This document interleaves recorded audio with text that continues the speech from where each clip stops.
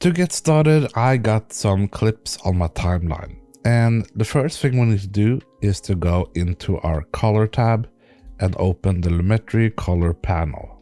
Inside of the lumetri panel, we're first going to work with the basic correction. Now this footage is a little bit dark, so I'm going to first add some more exposure to this video clip.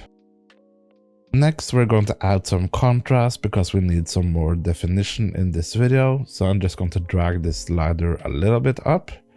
And so far it looks a lot better. So this is the before and this is the after. But hold on, we're not done yet. Let's take a look at the highlights.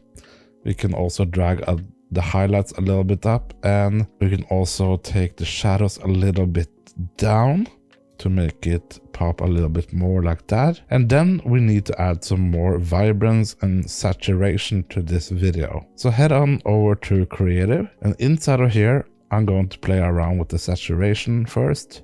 So just drag this a little bit up, just so we get some more color in the landscape right here. And then we can also play around with the vibrance slider and just add a little bit more color. You can drag this up and down how much you like and go down just about there, I guess. So now we have a before and the after, and this looks so much better. Now let's take a look at some nighttime footage. This is a video I shot at night, so this is also a little bit darker. Now let's go back to the basic correction, and we can try to add some more exposure just to brighten this scene a little bit. Add some more contrast, just like that. We can also add a little bit more highlights and maybe drop down the shadows, just to make this video pop a little bit more. I will also play a little bit around with the blacks,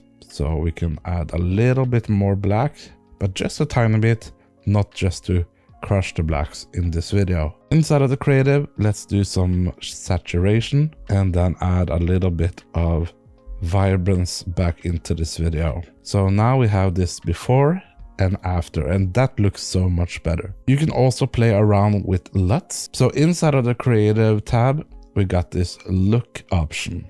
So if you click on this none, we can now browse into a color grading LUT. And by the way, I have LUTs for sale in my filmmaking store. Link is in the description. And let's put on this villain LUT.